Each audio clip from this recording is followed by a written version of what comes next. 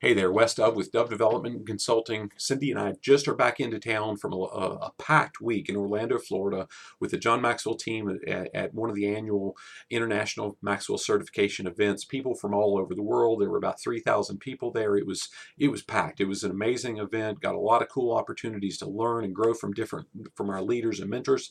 One of the key things that we got to learn in this event was in a special session. John invited in Carly Fiorina to spend some time with us, and it was about an hour where Carly spoke on her own for about 30 minutes, and then she and John did a Q&A for a while after that.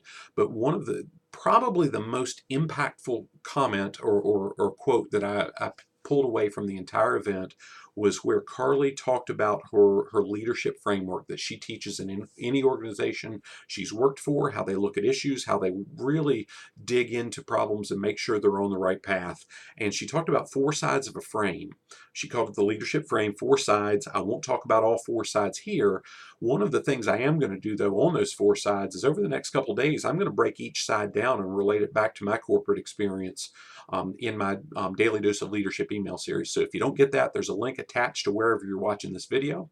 But additionally, we're also doing this coming Monday in Harrisonburg, we're doing our Leadership Smarts quarterly event with the Harrisonburg-Rockingham Chamber of Commerce.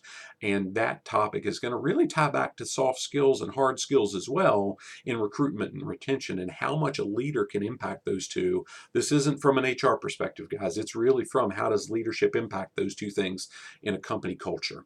Now, back to Carly, and I've got a special announcement coming up that ties directly into what Carly shared with us. She said for her fourth side, she made the comment, the soft stuff is often the hard stuff and the foundation for all that it covers. And that was for all four sides. She said that the soft stuff was the hardest stuff to really do, but it was the foundation for all four sides of that frame. And where I'm going to tie this to an announcement, Cindy and I were recently asked to be contributing authors to a book that's going to be coming out. It's a really quick turnaround process.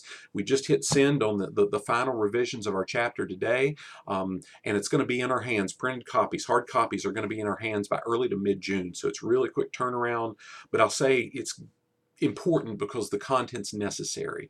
And our mentor, Chris Rollins, who's trained us on a lot of different things, including the DISC model of human behavior, he opens the book really talking about where the term soft skill comes from. And he references that to his time in the United States Army.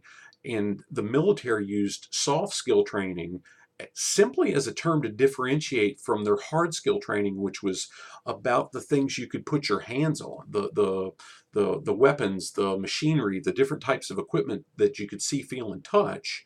And the only reason they used the term soft skill was to have that differentiating factor of you can't touch them. It wasn't because they were less important. It wasn't because it wasn't something that they would draw high value.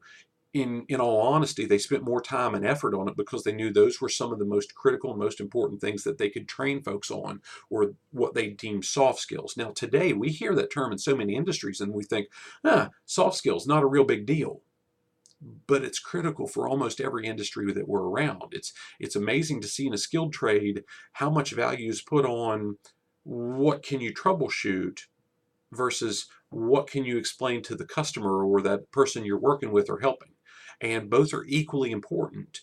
And it doesn't matter how good the technical skills are if you can't communicate it in a way that somebody receives that information and moves forward with it. So some pretty cool stuff going on around that. But again, I'll quote Carly and say the soft stuff is often the hard stuff, and it's the foundation for all that the hard stuff covers.